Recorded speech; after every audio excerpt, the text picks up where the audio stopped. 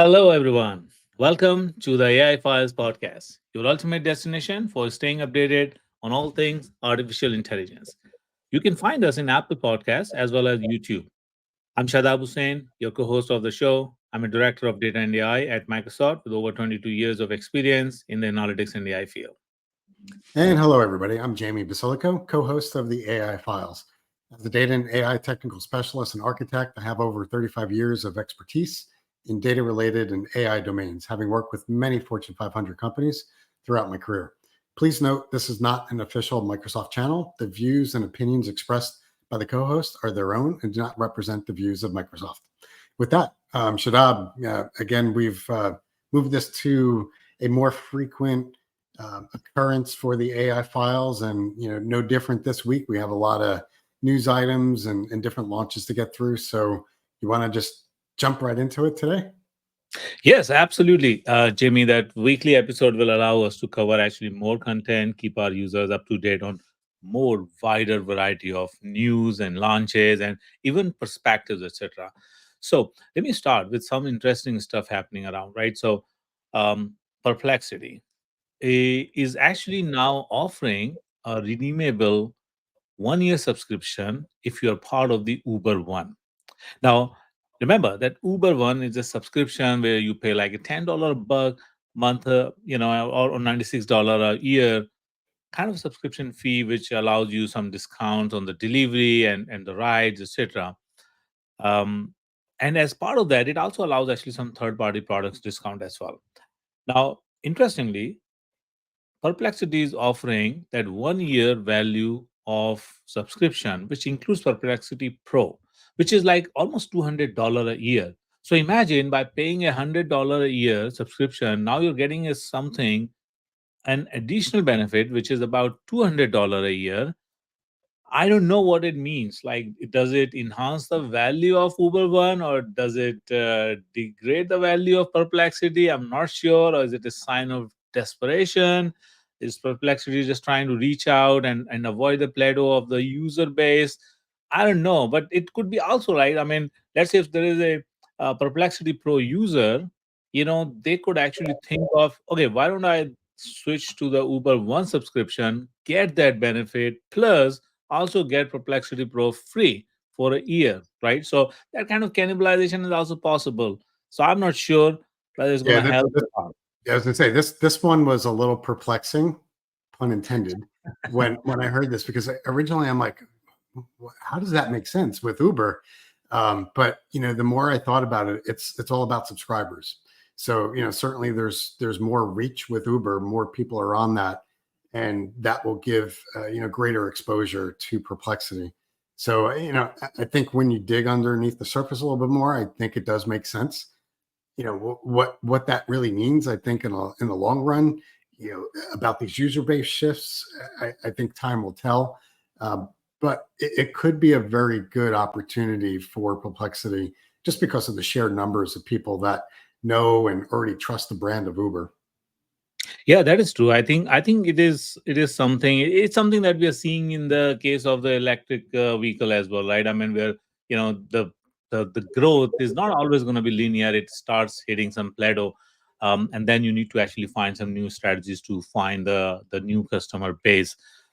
Interestingly, Jamie, I think a few weeks ago, Anthropic, right? They're also trying to actually grow more, and there was actually a new fund launched called, I think, Anthropology, and as part of that, they're actually offering.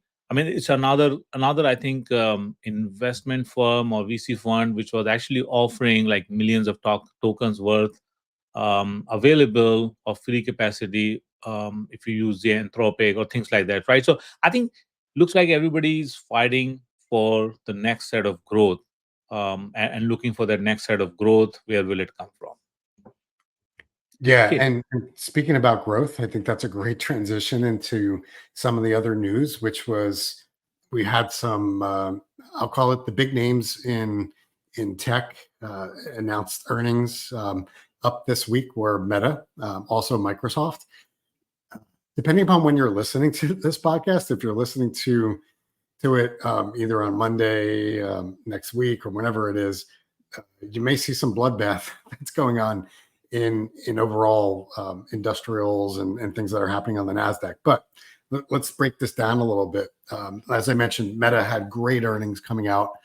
Up 22% in terms of revenue, net income.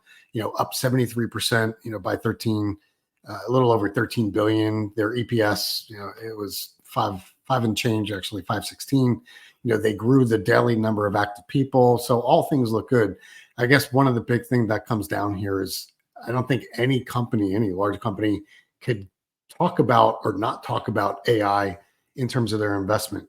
Obviously, Meta, obviously, Microsoft, huge growth in dollars spent for AI. And when you think about these companies, whether it's Microsoft or Meta, it comes down to the hardware cost that they're putting into those investments. The Meta was going off the top of my head as far as hardware costs, and again, this directly relates to NVIDIA, but it was a large amount. We're talking about billions, and Microsoft, again, even larger. I think it was like double the amount of investment in that hardware. I think upwards, at least on Microsoft, around 70 billion or 60 billion, thrown around billions of dollars like it's nothing. But it comes down to that was a significant focus for everybody.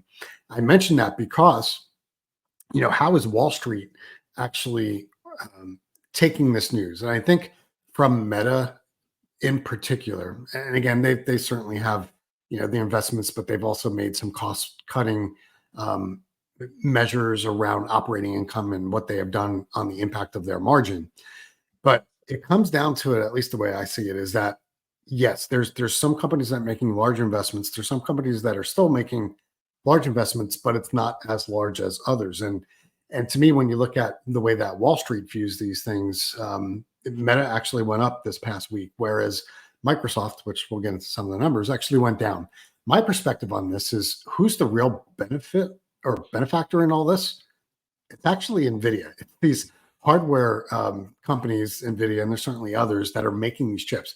Obviously, NVIDIA is the number one. So to me, I've seen the shift between, dollars going into companies like Microsoft and Meta, and then slowly going over into other companies, because to me, it's almost like, where's the money going? It's going from one side to the next. Who's spending versus who's gaining from it? And I think the biggest winner out of all this is NVIDIA. I kind of mentioned some things around Microsoft earnings. They had good earnings as well. Revenue, 64 billion in the last quarter, up 15%.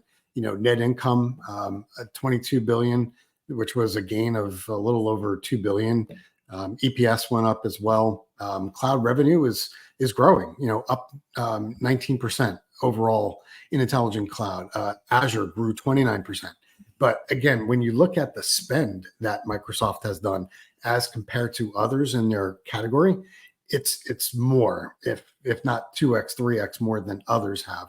So, Wall Street is looking very closely at spend versus what you're pulling in, and rewarding some versus others. So I don't know if you had a chance to actually look at those numbers in a little bit more depth, Shadab, but I'd be curious if you've got some opinion, especially as being probably more than likely a stock owner in one, if not both of those companies. Yeah. Disclaimer that both of us are part of the Microsoft, and of course we have interest in the Microsoft stock. But the thing is that it's kind of a mixed reaction from the market. And honestly, from my point of view, I'm very upbeat on this, because looking at these results, it's surprising. Actual results were also spectacular, actually, right? So they have beaten the estimates on like 11 out of 12 metrics, and I think only one which was missed in the sense, like, from the expectation point of view, just by 1%. And that kind of created a little bit concern. So sometimes I feel that the markets are crybaby, just they just need a reason to get. But honestly, every company is still reporting tremendous results. However, the thing is this, right? I mean, this is what we are seeing is that companies like Meta, Apple, Google, and Microsoft, they have an advantage because they already have a user base, whether it's a consumer user base or enterprise user base, and it's easy for them to dish out the technologies and AI, and actually use that. But the company like Perplexity, right? For example, like, look, I mean, they don't have an established user base. They have to grow. So they have to offer much more these kind of attractive value proposition for actually continue to continue grow. While the others, like Meta users base, all they need to do is just increase the percentage of users who are using it out of what they already have the access to. So it's going to be different fight. Different companies will have a different proposition. They will have to fight it differently, but it is very clear that not everybody is going to have it easy. However, a lot of them have a ton of potential, particularly the big tech who already have the access to a large user base. In fact, Exactly. the other thing is, it also highlights the point, Jamie, that the market. While we also saw the report about the job report, actually that just came out. Yeah. That wasn't very encouraging, right? I mean, it was far below the expected number. I think 114,000 the jobs were added compared to an estimation of like or expected number of 175,000. So that's a huge difference. That could spark a concern and all that. So we'll have to see how that goes. But I think the other thing is that AI talent still seems to be hot, right? While the number of job maybe actually a little bit lesser, but I'll tell you the AI talent is still hot in the market, and that's why it is important, right? I mean, for our users, for our subscribers to actually stay up to date on AI because AI skills are still hot and heavy. So look at this example, right? So we have seen the example of how Microsoft got the inflection AI and Amazon did the same with Adapt, and now Google actually is gonna license the models of character.ai. And in that deal, they're actually acquiring the entire talent base of character.ai, including the co-founders who were actually Googler, who left to create a new company and now they're returning back. So more than models, honestly, Google doesn't need those models. What Google is acquiring is actually the talent. And this is very interesting proposition, right? Look at this, like how the inflection and character AI and all that thing is emerging. The companies are licensing those, but honestly, those licenses are really not of much of a value. It's really the talent that is being acquired. Let's see what will happen. So these are like new interesting ways in which companies are acquiring compared to the traditional ways of just simply hiring. Yeah, and sort of a late breaking one as well.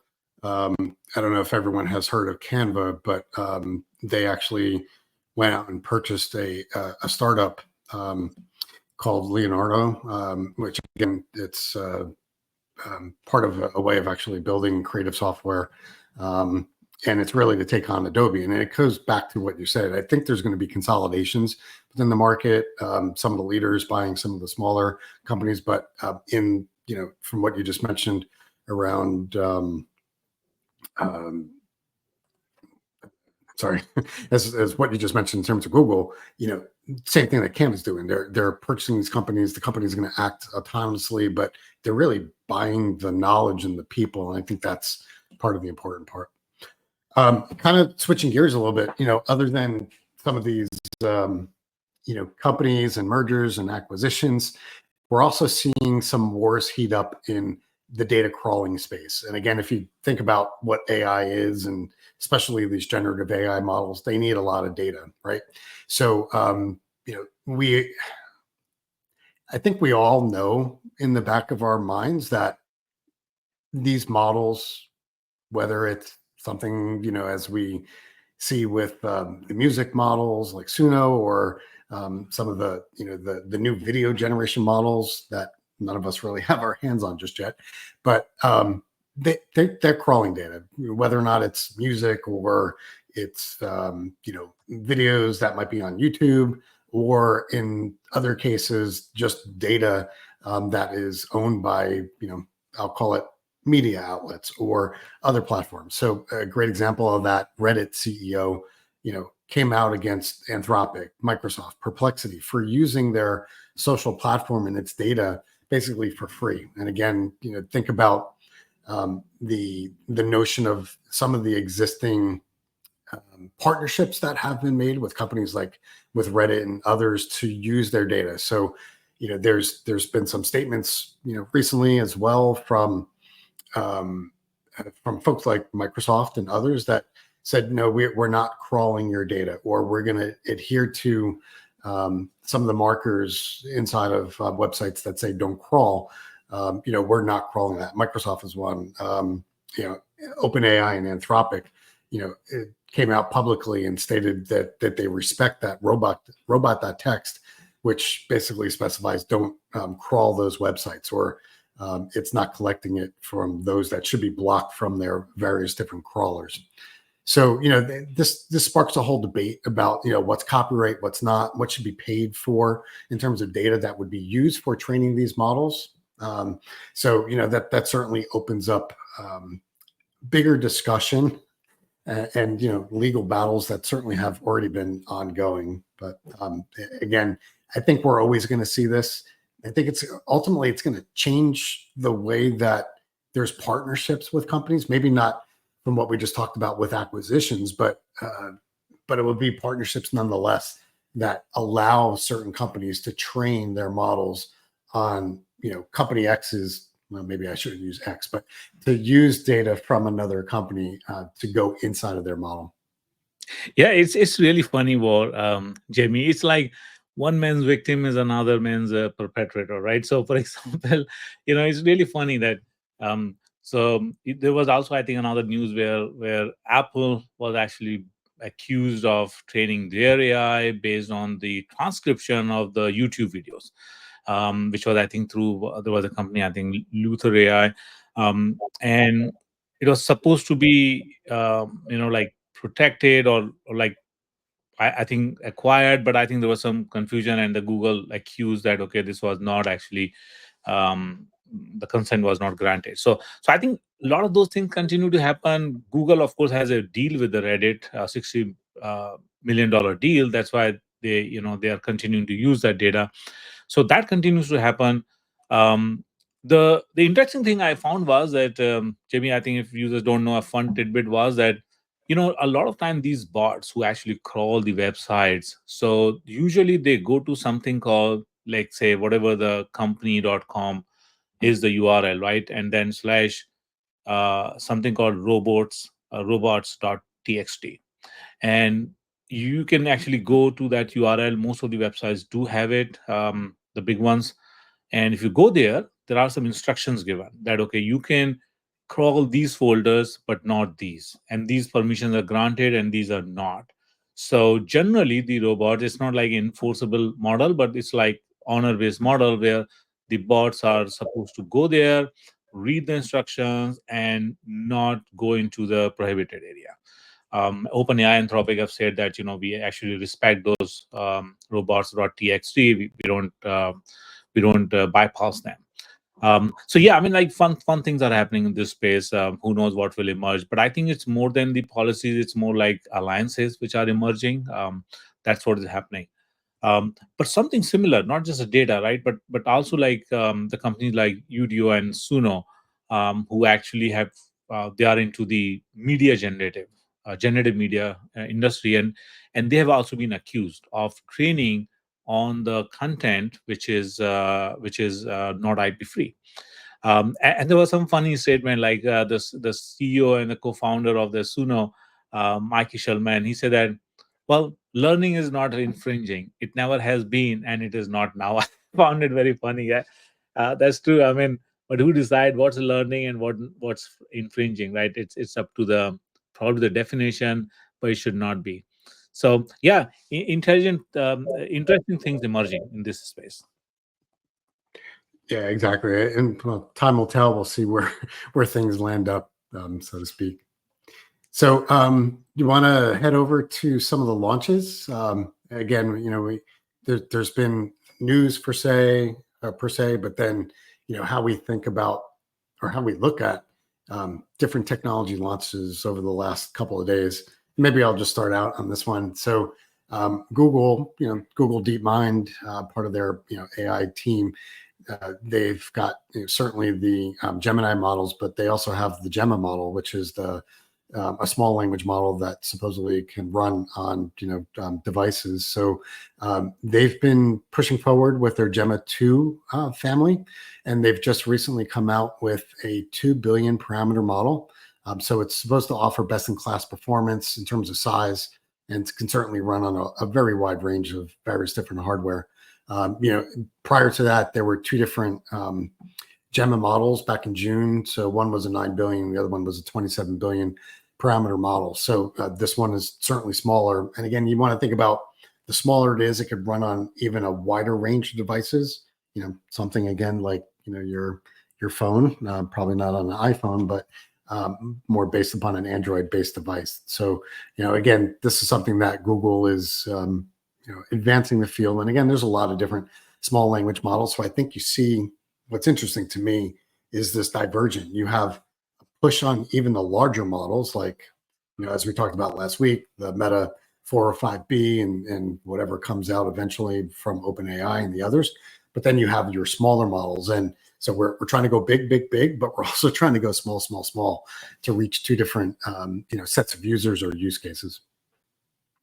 Yeah, I think in addition, they also actually launched something called Shield Gemma, which is like the safety kind of AI safety, content safety classifier, to weed out any harmful or violent or harassment kind of or hate speech. Yeah, I think many platforms already have that. For example, Azure has that in content safety, they call it. It's pretty mature and robust. They have far more metrics there. So that I think something not a big deal, but I think they launched something new, which was like Gemma Scope, which is more like explainability, like that kind of segment where it it helps understand how the Gemma 2 is making decision. So it's like it helps bringing more transparency in the AI models and help them from explainability point of view. Yeah, exactly. So, there's other launches that actually happened this past week.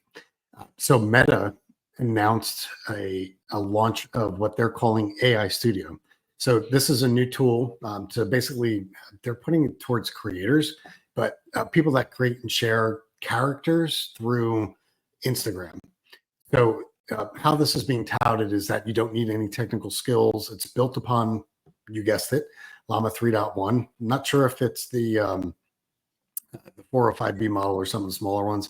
I would tend to think it's probably the middle model. But the whole intent of this is, from an application standpoint, is that people can generate these characters which act like themselves in terms of like a persona, and it would create things that are integrated um, into Instagram for creating memes or providing insight. It also provides a marketplace. So I kind of draw a parallel to OpenAI's GPTs. So it allows you to create this and then share it with, people that are on Instagram, but you could make them private as well. But I went out to their site. Maybe we'll take a little time and I could show you real quick in terms of the studio. But you could create your quote unquote, characters or however they're defining it. But you could also view the different um, pieces that people have built through the AI Studio.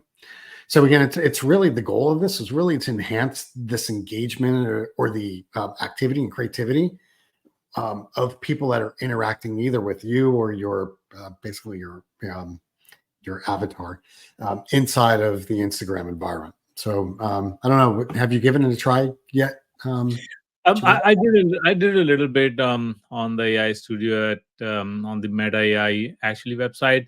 Didn't play too much with it, but it seems very interesting because from a consumer point of view, I think Meta is definitely taking a lead, right? I mean, if you look at it from consumer point of view, generally the touch points are with the Apple or Google and the Meta, right? Either as a platform or application.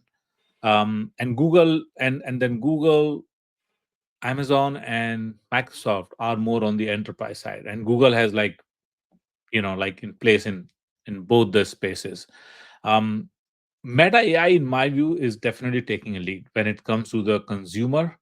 And I think Meta is doing what Microsoft has done in the enterprise space, being a pioneer of the AI, and Meta is, I think, do it. It will be interesting how Apple and Google will catch up, because if Meta does capture the mindset through this AI studio, these new open source models they continue to release, I think they will be looked as a trustable AI source actually by the users.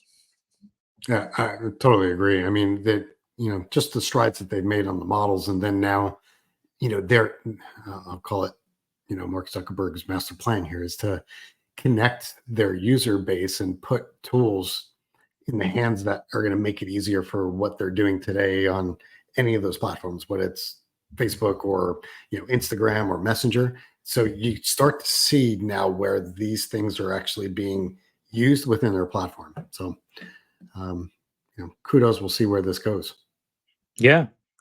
There was another launch actually as well.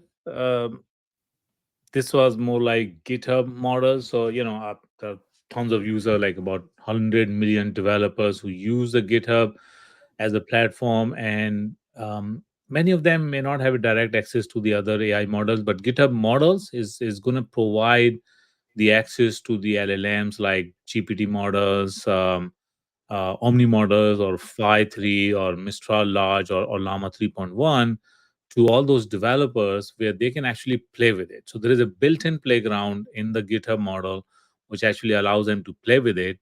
And if they like it, they can actually then they have a path to actually then use them within the code spaces or the VS Code.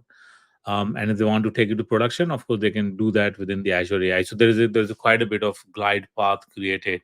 But that's another interesting element, because many developers may not be using some of these models. So it's a new hook from Microsoft and GitHub family to actually bring those developers in their family. Yeah, I went through and read some of the materials, and I was looking at it. If anyone's used Azure AI Studio or Azure OpenAI Studio, you have the ability to go in and at least within Azure AI Studio, look at other models, other Gen AI models, that is, and play around with it. Do the playground, being able to do chat. When you look at what's available within the GitHub models, it's that. So it's basically Microsoft is bringing these different features together in various different tool sets. So the GitHub models is one that's there. The real difference that I see, like you said already, is the ability to spin off into code spaces, which is not available within some of the other UI components. So this is that real big tie to GitHub, because you could do those playground pieces before, but it's once you're in there and starting using it to spin up a code space, that's the time saver, and that's the real benefit that I see within the GitHub models. Yeah. Um, it all looks very exciting there. And I think, Jamie, what I also feel is that a lot of our users, they actually operate within the Azure and GitHub space. I think we should probably talk more about the Azure AI as a weekly updates as well, because I think many of our users seems to be interested in knowing more about the Azure AI. So something probably that we can discuss and bring more of the Azure AI weekly updates segment kind of thing as well for Yeah, our. I think that's good. And like you said, maybe it's a segment in of itself. And we talked a little bit about doing these snackable little demos, like 5-minute things. That's certainly one area that I believe will help a lot of people understand the AI platform within Azure a little bit better. So that's a good nod, or for me to get going with some of those snackable demos. So look for that as you're listening to this, hopefully within the next week or two. Yeah. And talking about that, Jamie, I also wanted to actually um, share a news about there is a new case study that was published by Microsoft, and that is on the use of AI by a company named Lionbridge. And Lionbridge is a company which actually provides a localization service. So, like the translation, or, like generally the translation, but it's also technically called localization, right? Or internationalization. Um, And just a fun fact there, Lion Bridge actually is not that it is inspired by lion or something. It's actually lion is a representation of, if you look at it, L10N, which seems like lion, but it's actually L10N. And L10N is a representation that the localization industry uses to mark some frequently used words. So L10N means that the first letter is L, the last letter is N, and in between there are 10 characters. And L10N could be a frequently used word. In fact, it is a frequently used word itself, which is called localization. So L10N is a short form of localization. And since this company does the localization, that's why the L10N became Lion, and then the name became Lion Bridge, because they, through the localization, they are actually bridging the gap. So interesting fun fact I found about the naming behind this company, and it happens to be actually my customer. So I personally worked with them, and now that it is a public case study, I can talk about it. It's available on the Microsoft website, and it is also, we will post that in the show note. This company actually provides the translation services, and they, you can imagine that a company that is providing translation services could feel threatened by the large language models, because large language models can actually do the translation. So the GPT model itself, I believe they can translate in and out between 28 languages, I believe, if not more. That's a lot, right? So that is a threatening proposition if I was running Lionbridge. But what is admirable is that the company decided that, okay, let's embrace this technology. So what they've done is they had a conventional workflow where they will use a machine translation technology. Now they use the LLMs, and it changes that workflow. Some of the steps gone away, some of the manual steps, and now they are able to actually reduce the translation workflow turnaround time by 30% demonstrably. And that's huge thing, right? 30% is a big number, because it not just reduces time, but it can also reduce the cost. And they're able to do that by using the GPT models. And in order to do that, they actually did a lot of comparison between different LLMs. They figured GPT-4 is the best outcome model when it comes to translation.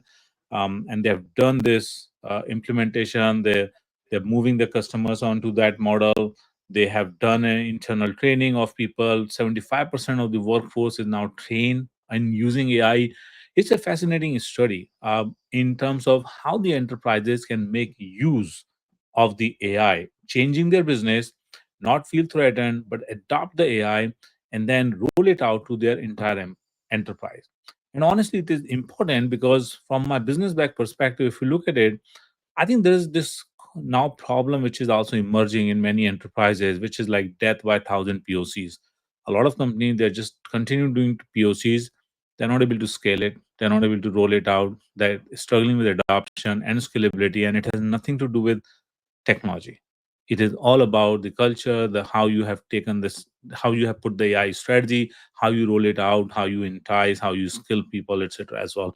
So I think it's a great case study. It's available on the Microsoft website, and I will encourage everyone to actually take a look at it. Yeah, it sounds good. I'll definitely be taking a read at it for sure.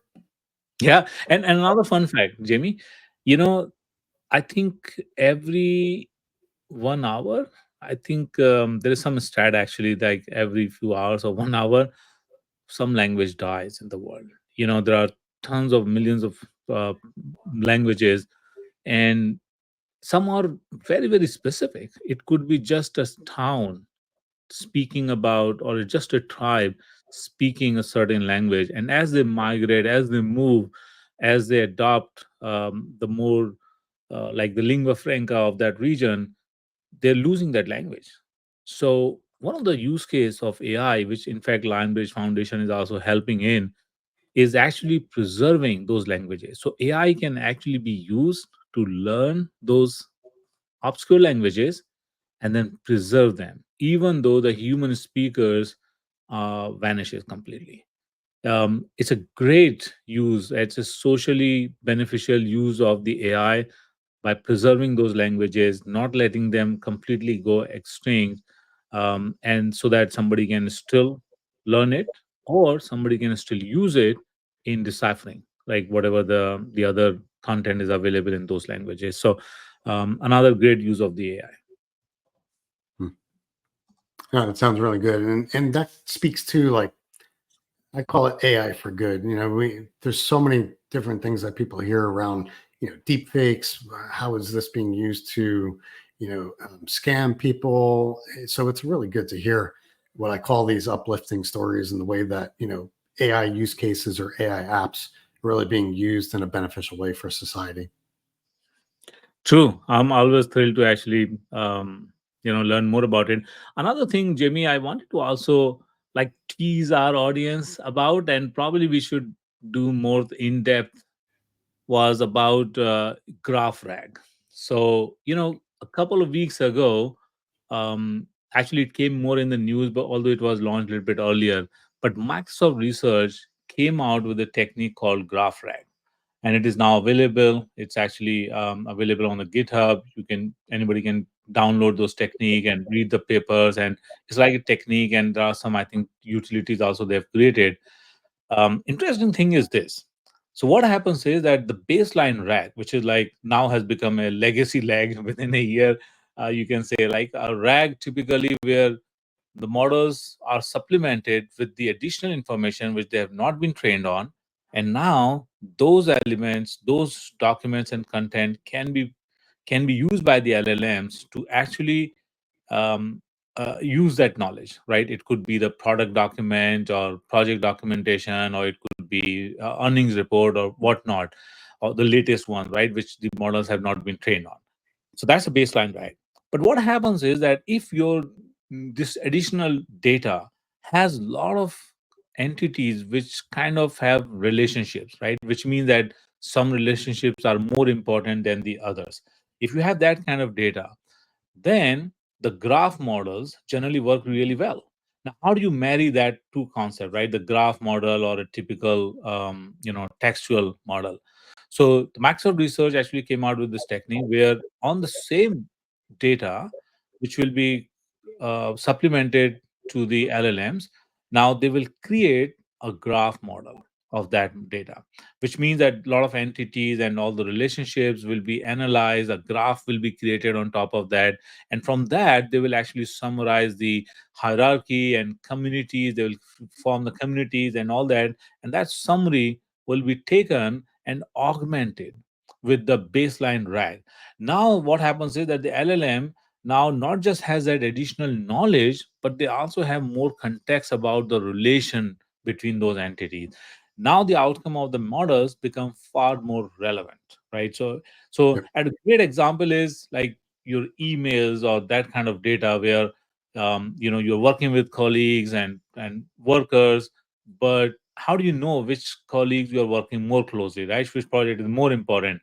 And using that graph rack, that weights of those relationships between the nodes becomes important, and that becomes part of the input. So your results become far more relevant and Yeah, prioritized. I think this is something we could definitely go deeper in just one episode, Yes. dedicated to just the whole GraphRag process. Because as you were just alluding to, I mean, the way that, the technique that's used by Microsoft Research, it actually breaks apart the process into two elements. One, when you're creating the index, it actually uses something called text units to analyze the various different, I'll call it input corpus of information, to break it up into these units, and then it extracts the various different entities and relationships. And when you think about it, that's what a graph is all about.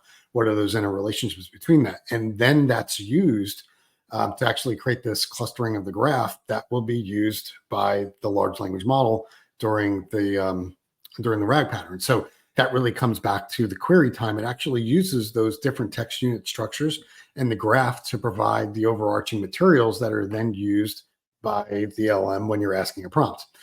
So again, there's different modes and mechanisms. Without getting too deep, there's this context of local searches versus global, and how it actually reasons over that graph. But again, I think this is an opportunity for us to go deeper in another show, because it's so interesting. And I've worked with a couple of customers already that have started to think about these more complex capabilities around retrieval of information, because in some cases, exactly how you said, just doing a quote unquote a basic RAG pattern might miss pieces of info. And when you look at some of the results that have been shared by MSR, Microsoft Research, on what they're able to get back as an answer, because we're giving much better context to that model to answer over or reason over. So yeah, it's definitely very interesting.